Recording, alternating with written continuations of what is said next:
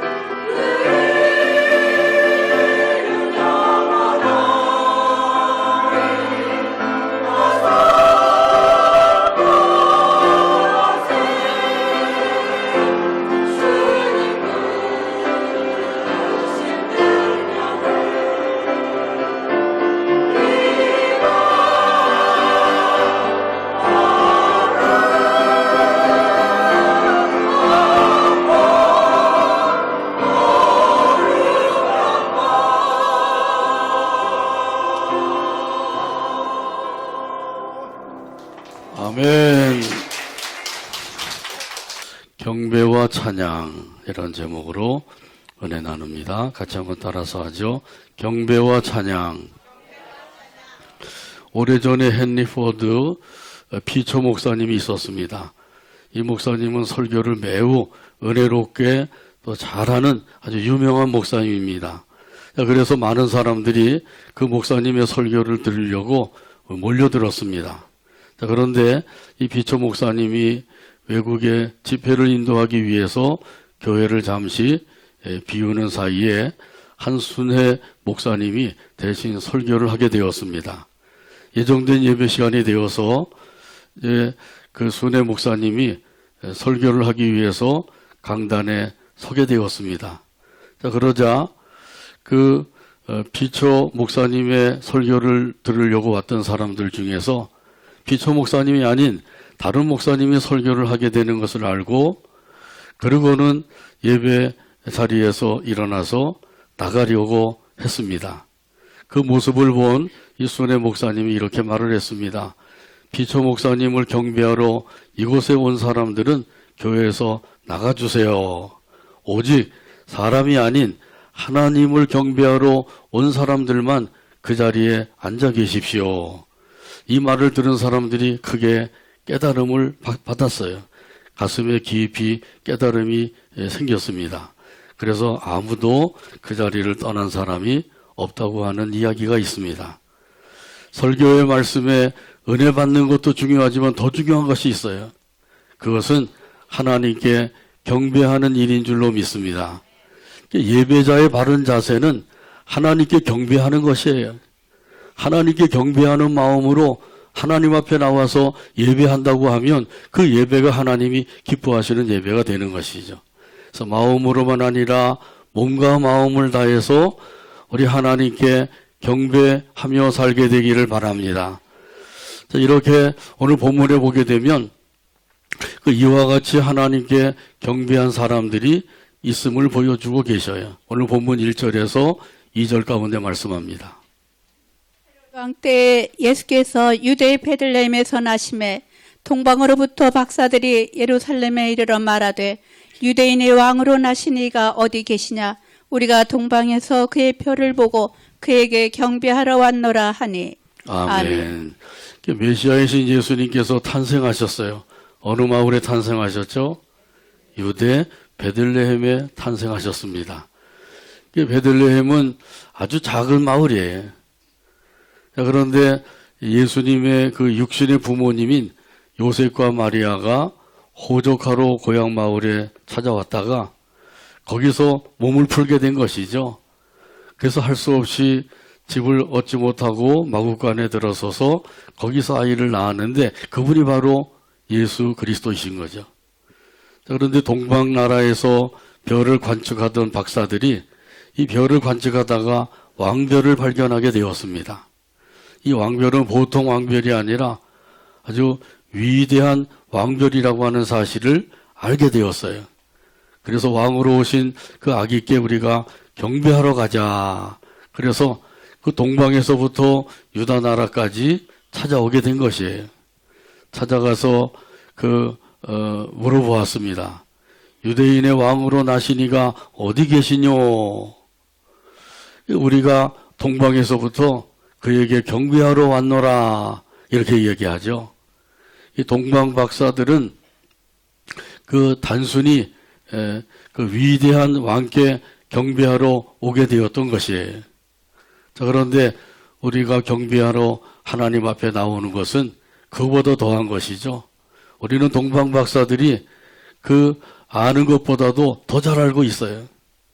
우리 아기 예수님에 대해서 어떻게 알고 있나요? 우리 아기 예수님은 메시아이시다. 하나님의 아들이시다. 우리를 구원하러 오신 구세주이시다. 아멘. 이렇게는 알고 있잖아요. 이런 아기 예수께 경배하는 거예요. 이렇게 잘 알고 있는 우리들이 우리 아기 예수께 더욱더 경배하며 살아야 될 줄로 믿습니다. 아멘. 우리 예수님께 경배해야 된다고 하는 사실은 누구나 잘 알고 있죠. 이 경배라고 하는 말을 국어사전에 찾아보니까 이렇게 설명을 해놓았어요. 공경하여 공손히 절함, 공경하여 공손히 절함, 이렇게 설명을 해놨는데, 그러니까 이 경배하는 사람들은 그 먼저 공경하는 마음을 가져야 된다고 하는 사실이죠. 하나님을 공경하는 마음이 없으면 하나님께 경배를 드릴 수가 없는 거예요. 여러분은 하나님을 공경하는 마음이 있나요? 아멘. 진짜로 가지고 있나요? 아멘. 하나님을 공경하는 마음을 먼저 가져야 돼.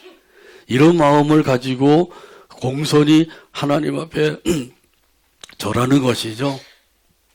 직접 우리가 절을 올리지는 않지만은 그 공손히 절하는 마음으로 하나님 앞에 나와서 경배하는 거예요. 그러면 하나님께서 그 예배를 기쁘게 받아주시죠.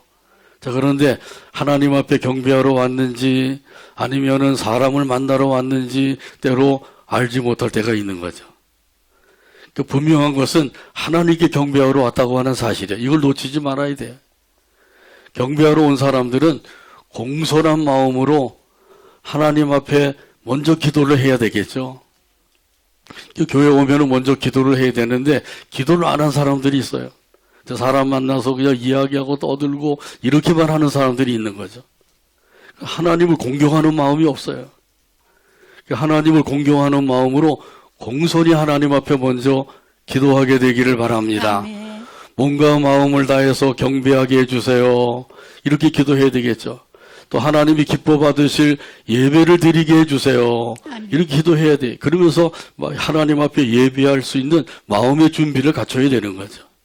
그런 마음의 준비가 없이 그냥 하나님 앞에 예배한다고 앉아 있으면 예배가 제대로 안 될 수가 있는 거예요. 자, 그러니까 먼저 하나님 앞에 공손한 마음을 가지고 기도하게 되기를 바랍니다. 아멘. 자, 그런데 기도를 하지 아니하고 왁자지껄 떠들게 되면 경배하러 온 것인지 아니면 시장에 물건 사러 왔는지 이거 알 수가 없는 거예요. 그러니까 교회를 시장으로 만들지 말고 하나님의 예배하는 처소로 만들어야 되겠죠. 예수님 당시에도 이 성전에서 물건을 파는 사람들이 많이 있었어요. 비둘기 파는 사람, 또 양을 파는 사람, 이런 사람들이 많이 있었죠. 그래가지고 이 성전이 기도하는 집이 아니라 장사의 소굴이 되었어요. 얼마나 왁자지껄하고 짐승 소리가 울려 퍼지고 기도해야 될 장소에서 기도 소리가 울려 퍼지는 게 아니라 이런 장사꾼들의 소리가 울려 퍼진 거예요. 그래서 예수님이 어떻게 하셨어요? 노끈으로 채찍을 만들어서 그들을 막 때리며 내쫓고 또 환전상들의 상을 뒤엎고 의자도 집어 던지고 막 이러면서 마치 폭군처럼 그렇게 해서 성전을 정결하게 하시는 일을 하신 거예요. 예수님이 재림하시면 먼저 성전을 정결하는 일을 하신다고 하는 사실이죠.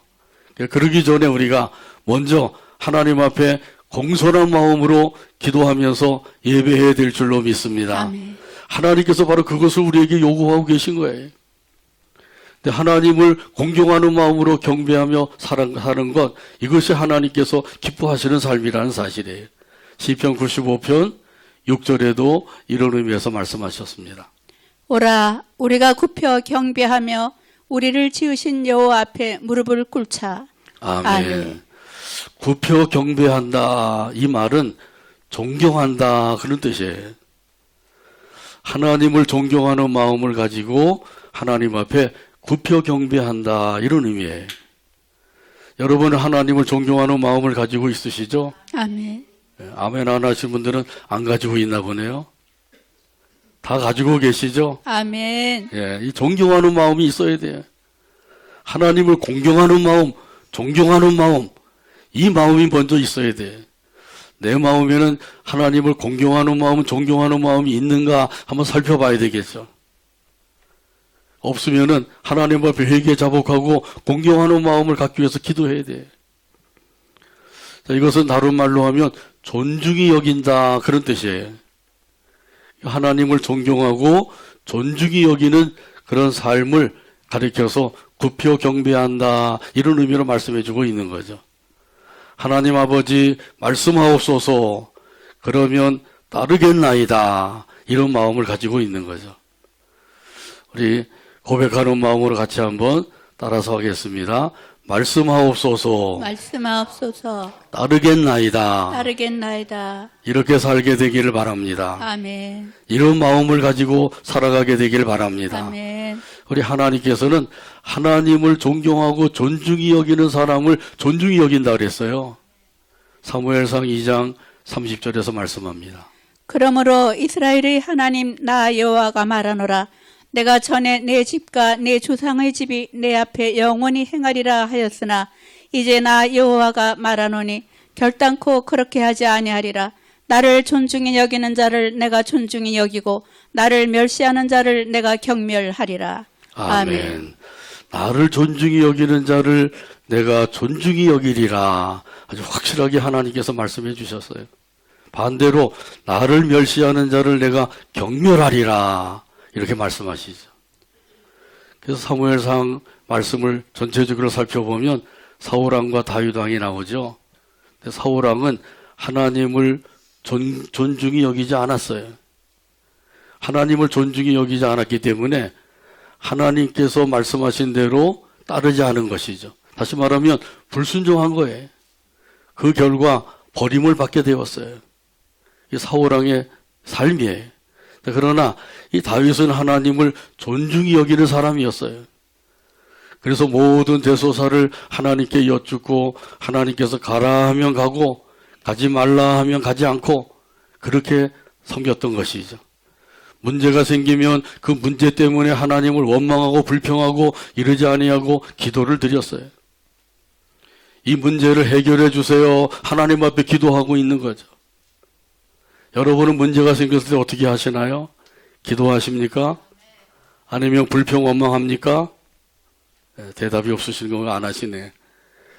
문제가 생길 때 기도하게 되길 바랍니다. 아멘. 이 세상에 사는 동안에 항상 문제가 생기게 돼 있어요. 크고 작은 문제들이 항상 일어나게 돼 있어요. 근데 그 문제를 만났을 때 불평 원망한 사람이 있는가 하면 기도하는 사람이 있는 거죠. 광야 이스라엘 백성들의 삶을 보면 알 수가 있죠. 문제가 생겼을 때 모세는 항상 기도하죠. 근데 백성들은 불평 원망하는 거예요. 하나님께서 이걸 통해서 우리에게 분명하게 깨닫게 하셔요. 문제는 생기게 돼 있고 그 문제가 생겼을 때 어떻게 해야 되느냐? 기도해야 된다. 이걸 가르쳐 주고 계신 거죠. 근데 기도는 안 하고 불평 원망만 일삼는 거예요. 광야 이스라엘 백성도 똑같은 거예요.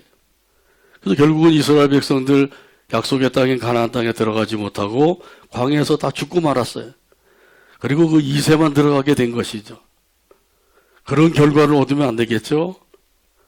자, 그러니까 문제가 생겼을 때 항상 하나님 앞에 기도하게 되기를 바랍니다. 아멘. 이렇게 다윗이 하나님께 여쭙고 하나님께서 말씀하시는 대로 따랐어요.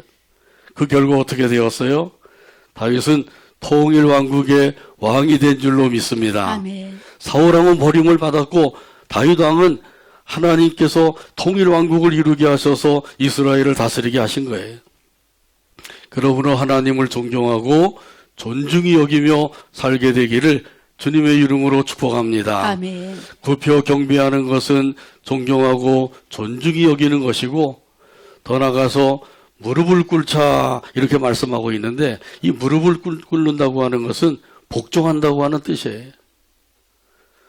충성맹세를 한다고 하는 것이죠. 충성맹세를 할 때 무릎을 꿇고 이마를 바닥에다 대고 그러면서 맹세를 하는 거죠. 자, 그런 모습이 바로 여기서 무릎을 꿇자 그런 의미의 말씀이에요. 무엇이든지 시켜만 주세요.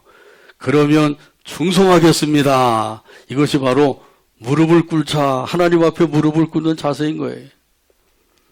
모세가 이와 같이 충성을 했습니다. 히브리서 3장 5절에서 6절 가운데 말씀합니다.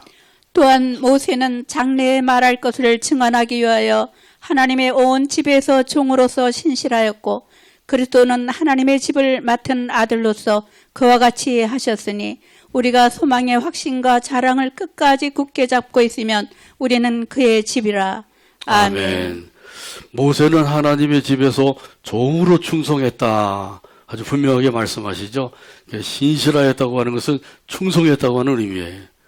맡은 자들에게 구할 것은 뭐라고요? 알기는 잘 알고 있죠. 충성하고 계신가요? 예, 충성하게 되길 바랍니다. 아멘. 모세만 충성한 것이 아니라 예수님이 또 충성하셨어요. 예수님은 하나님의 아들로 충성하신 거예요. 모세는 종으로 충성했고 예수님은 하나님의 아들로 충성했어요. 저와 여러분은 무엇으로 충성해야 될까요? 종으로 충성하는 거예요. 종은 하나님이 말씀하시면 그 말씀하신 대로 따르는 거예요. 근데 하나님이 아무리 말씀하셨어도 내 뜻에 맞지 않냐면 나는 하나님의 뜻을 따를 수 없습니다. 이러고 사는 사람들은 자기가 하나님이 된 거죠.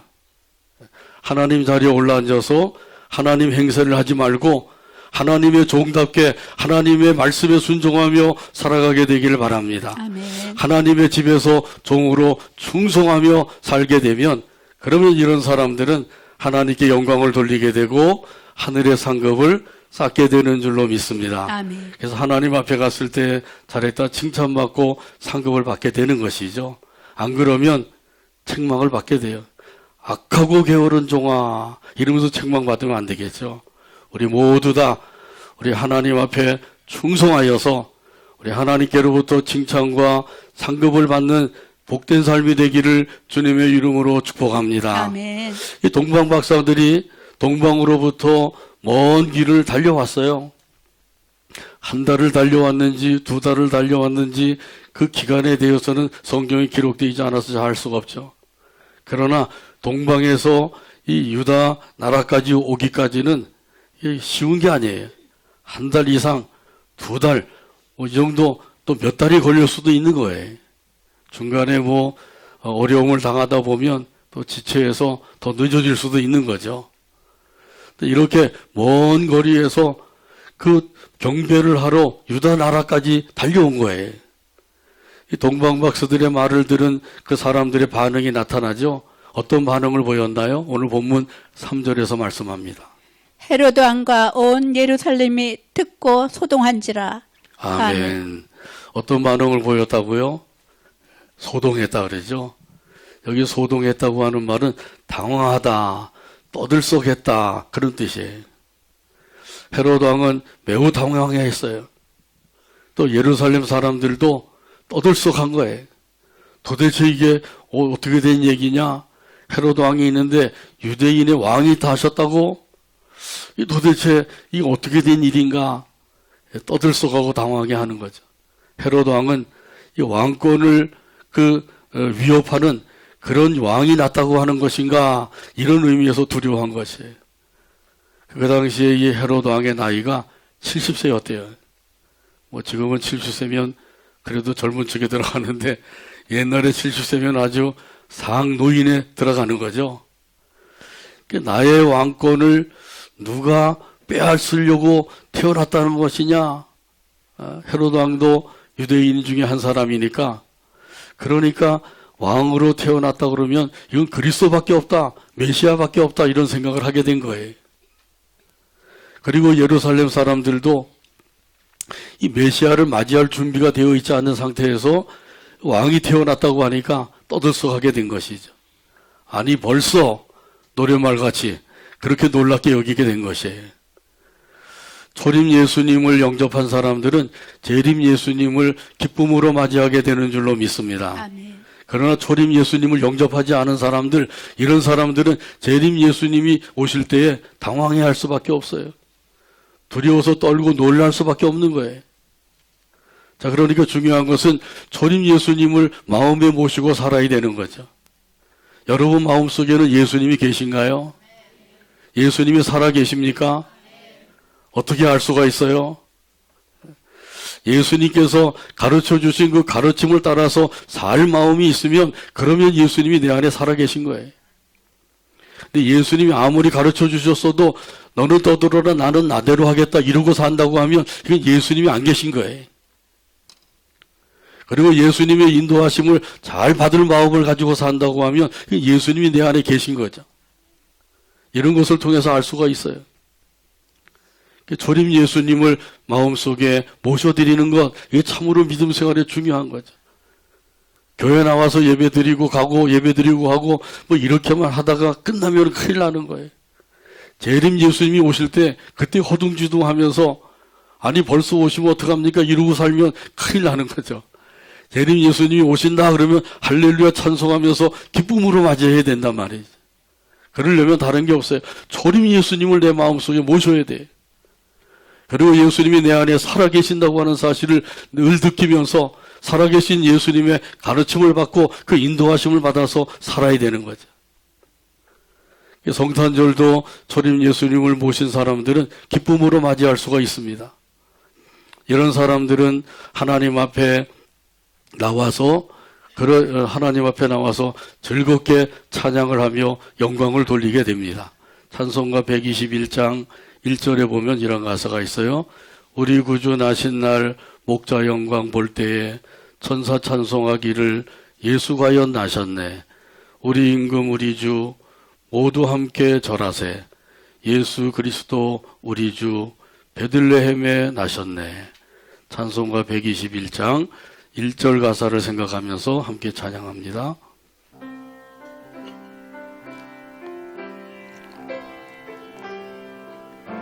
우리 구주 나신 날 우리 구주 나신 목자 날 영광 볼 때 목자 영광 볼 천사 때에 찬송하는 말 천사 찬송하는 예수 날 과연 나셨네. 예수 과연 나셨네. 우리 임금 우리 주 임금 우리 모두 주 함께 절하세. 모두 함께 절하세. 예수 그리스도 우리 예수 주 그리스도 우리 주 베들레헴에 나셨네. 베들레헴에 나셨네.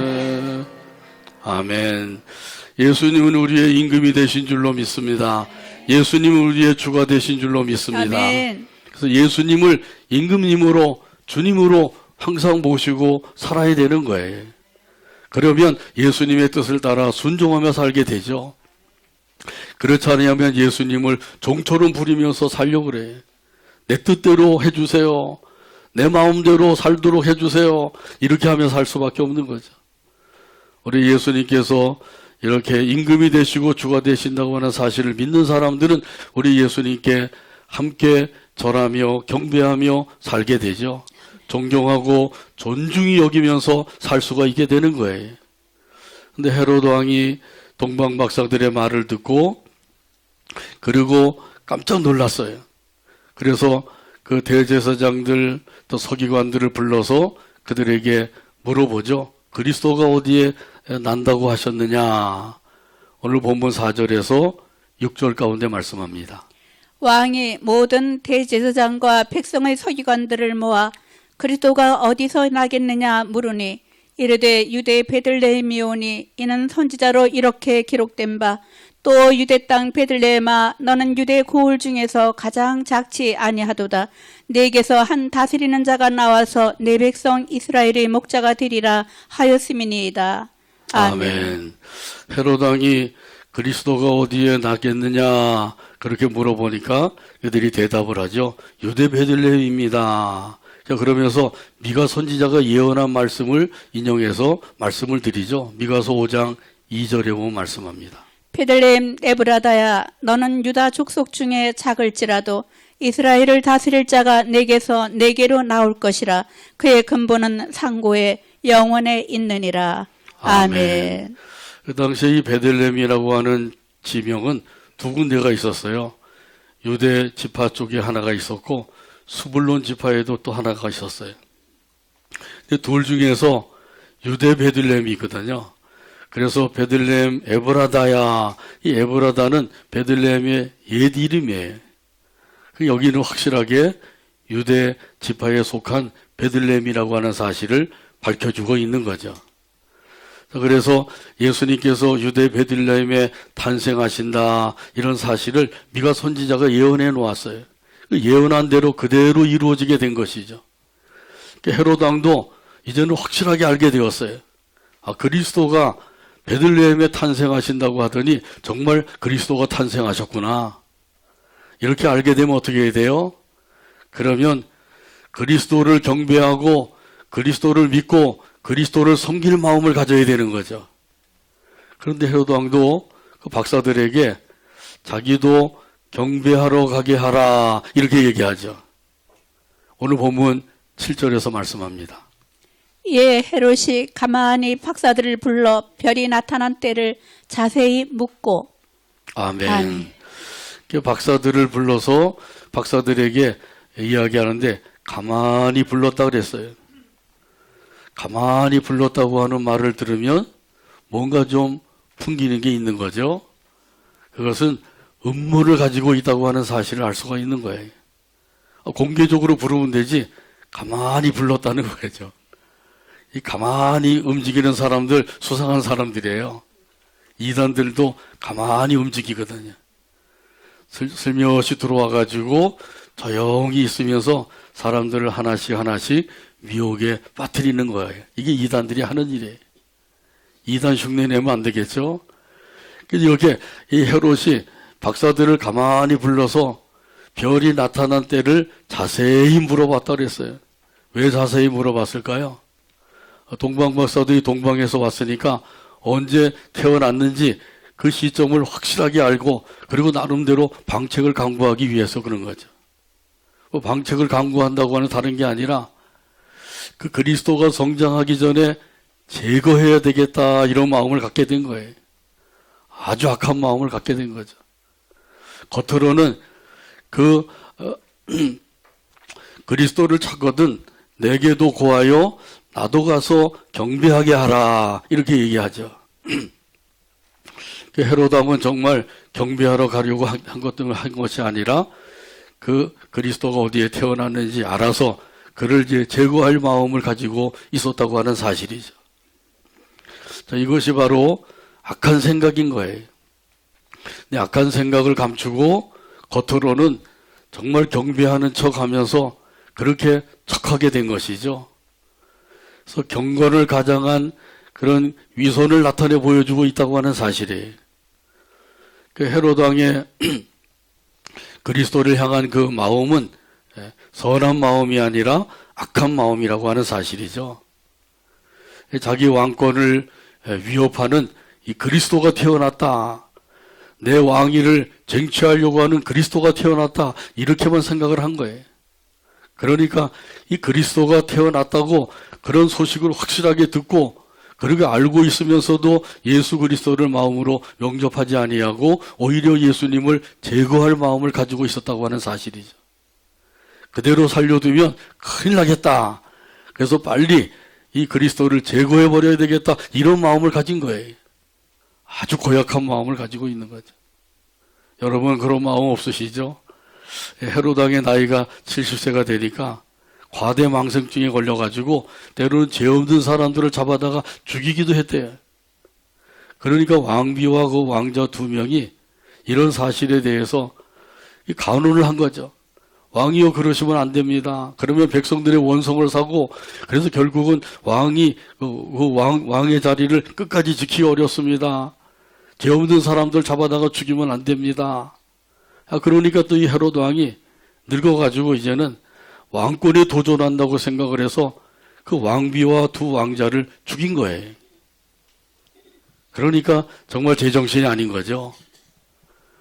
자기가 그렇게 했던 것처럼 이 그리스도도 그렇게 할 것으로 생각을 한 거예요. 그러니까 이렇게 보통 사람들은 자기가 어떤 생각을 하고 있느냐에 따라서 다른 사람들도 그러려니 생각을 하고 있는 거죠. 자기가 악하면 다른 사람들도 악하려니, 내가 욕심이 많으면 다른 사람들도 욕심이 많으려니, 내가 의심이 많으면 다른 사람들도 의심의 눈으로 항상 바라보는 거죠. 자기 나름대로의 색안경을 가지고 있어요. 그 색안경을 끼고 다른 사람들을 바라보니까 때로는 악하게 보이기도 하고 욕심꾸러기로 보이기도 하고 의심투성이로 보이기도 하고 이렇게 되는 것이죠. 어떤 생각을 가지고 있느냐, 어떤 마음을 가지고 있느냐에 따라서 상대편을 그렇게 바라보는 거예요. 이성계와 무학대사의 이야기를 잘 알고 있으시죠? 이성계가 무학대사를 놀리려고 오늘 대사님 돼지 같습니다.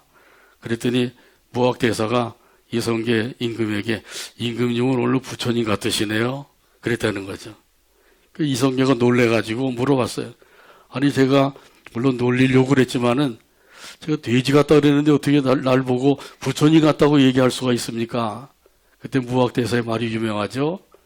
부처님 눈에는 부처님 같이 보이고 돼지 눈에는 돼지 같이 보인다는 거예요. 이게 의미심장한 말이에요. 부처님 눈에는 부처님 같이 보인대요. 예수님 눈에는 예수님과 같이 보이는 거죠. 그 어떤 생각과 어떤 마음을 가지고 있느냐에 따라서 상대편을 그렇게 보는 거예요. 그 사실은 그 자기 생각이고 자기 마음인 거죠. 헤롯이 바로 그런 사람이었어요. 그 자기가 그렇게 죄 없는 사람들 잡아 죽이고, 그리고 왕비와 왕자들도 간언한다고 그들도 죽이고, 뭐 이렇게 했던 왕이니까, 그리고 그리스도도 그럴 걸로 생각을 하고, 그리스도가 성장하기 전에 빨리 제거해버려야 되겠다, 이런 마음을 가진 거죠. 자, 이렇게 예수님께서는 메시아로 그리스도로 오셨다고 하는 사실이에요. 이 사실을 꼭 믿으시길 바랍니다. 아멘. 이 소식을 우리가 듣고 또 듣고 또 듣고 성탄절이 가까우면은 여러 번 듣잖아요.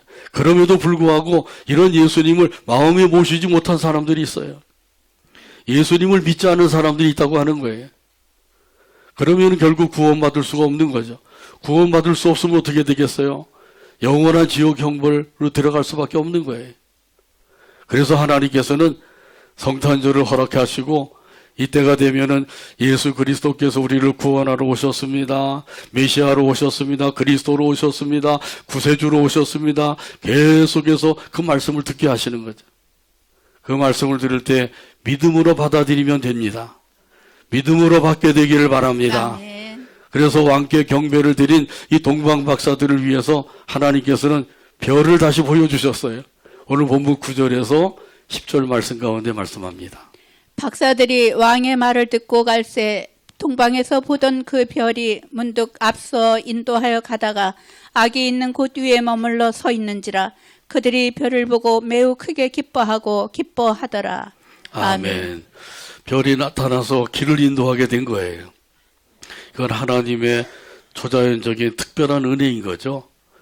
그 진실한 마음으로 경배하는 사람들에게 하나님께서는 특별 은혜를 베풀어 주시는 줄로 믿습니다. 누구에게나 은혜를 베풀어 주시죠? 일반 은총과 특별 은총이 있어요. 일반 은총이라고 하는 것은 선인이나 악인이나 의인이나 죄인이나 똑같이 은혜를 내려주시는 거예요. 햇빛도 똑같이 비춰주시죠. 비도 똑같이 내려주시죠. 창조물도 똑같이 누리며 살게 해주셨어요. 이것이 일반 은총이에요. 그러나 하나님의 사람들에게 주시는 특별 은총이 있어요. 이 특별 은총은 누구에게 주시느냐? 먼저 하나님이 택하신 자들에게 주시는 거죠. 그래서 그들 마음속에 믿음이라고 하는 것을 선물로 주셔요. 그래서 믿음이라고 하는 것을 선물로 받게 되면 그때부터 믿어지는 거예요. 하나님이 믿어지고 예수님이 믿어지고 아멘. 성령님이 믿어지게 아멘. 되죠. 그리고 하나님의 말씀이 믿어져요. 성경에 기록되어 있는 말씀은 다 하나님의 말씀이다. 이게 믿어지는 거예요. 내가 믿는 것 같은데 사실은 믿음이라고 하는 것을 선물로 받으면 그때부터 믿어지는 거예요. 이것이 특별 은혜입니다. 또 한 가지 은혜가 더 있는데 말씀을 듣고 깨닫는 은혜. 이것은 아무나 깨달을 수 있는 게 아니죠. 하나님의 특별 은총을 받은 사람들만 깨달을 수가 있는 거예요. 그래서 이 특별 은총은 하나님께서 특별하게 그 택하신 자들에게 부어주시는 은혜입니다. 이 은혜가 저와 여러분 가운데 충만하게 되기를 바랍니다. 아멘. 동방 박사들에게 은혜를 주셨는데 그래서 아기 예수님을 만나게 하시고 아기 예수님께 경배를 드리게 하시고 보배합을 열어서 귀한 예물을 바치게 하신 거예요. 오늘 본문 11절 말씀인데 다 찾아서 같이 한 목소리 읽고 오늘 말씀을 맺습니다. 집에 들어가 아기와 그의 어머니 마리아가 함께 있는 것을 보고 엎드려 아기께 경배하고 보배합을 열어 여러 황금과 유황과 모략을 예물로 드리니라. 아멘. 기도합니다. 하나님 아버지 감사합니다. 오늘도 사랑으로 인도하여 주시고 함께 경배하게 하시며 말씀을 받게 하여 주시니 감사합니다. 주신 말씀대로 동방 박사들이 그 먼 길을 달려와서 아기 예수님께 경배하고 예물을 드렸던 것처럼 우리도 아기 예수님께 경배하는 마음으로 예물을 드리며 영광을 돌리게 하여 주시옵소서. 예수님의 이름으로 기도하옵나이다. 아멘.